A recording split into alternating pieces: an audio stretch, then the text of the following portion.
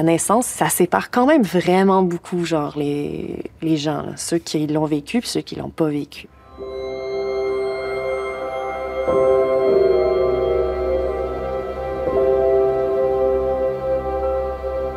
Amy puis moi, on se connaît depuis le premier jour de secondaire 1. Puis pour moi, ça a été un coup de foudre instantané. Je suis rentrée à la maison, puis j'ai dit à mes parents, j'ai rencontré ma meilleure amie de tous les temps.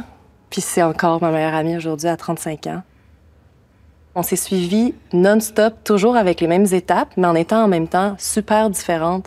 Elle rêvait d'avoir un enfant depuis toujours. Elle a réalisé qu'attendre le partenaire idéal pour fonder une famille, ça allait peut-être lui faire manquer le bateau. Donc, elle a décidé de devenir maman solo. Puis, dès qu'elle m'a annoncé le matin que ça fonctionnait, qu'elle était tombée enceinte, je me rappelle, elle m'envoie une photo du test, puis elle m'a écrit tout de suite en dessous, « Est-ce que tu veux être à l'accouchement avec moi? » Puis pour moi, c'est un honneur là, de vivre ça. On a fait 2 séances différentes avec une aide natale, puis on a ri parce que, déjà, Amy puis moi, on a beau être super proches, comme on se touche pas, on n'est pas des filles qui se câlinent là, à tout bout de champ. Juste de rigoler comme ça avec mon amie enceinte, avec la grosse bédaine, puis qu'il fallait que je la tienne. On a eu des fous rires. C'était plus un fou rire qu'un cours prénatal.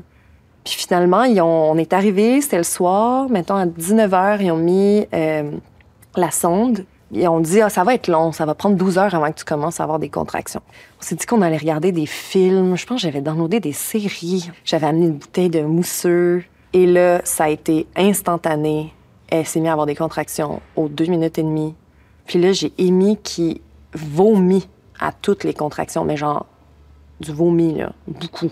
Je pense que j'avais des scènes là, vraiment romantiques là, de films.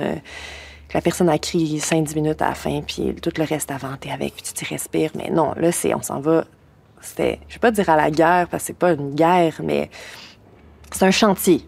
T'es là dans une expérience physique puis physiologique vraiment crue.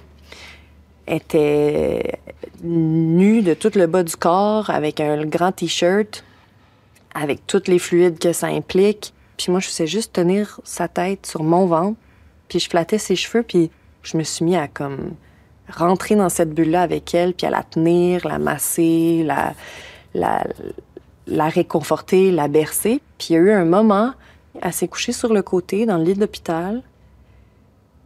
Puis je sais pas si elle me l'a demandé, mais je me suis mis derrière elle, puis je me suis couchée en cuillère avec elle. Puis ce moment-là, je suis de côté avec mon amie qui est tellement focus puis concentrée, puis moi, je la tiens fort, puis je la colle, puis c'est l'étape ultime qu'on n'avait pas vécue ensemble en tant qu'amis, puisqu'on a tout vécu.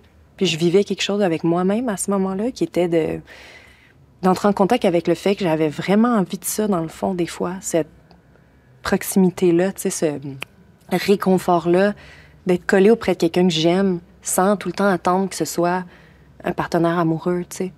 Puis quand j'y repense, c'est ça qui me remonte, c'est la peine de me dire, hein, voyons que je me prive de ça, moi, dans la vie.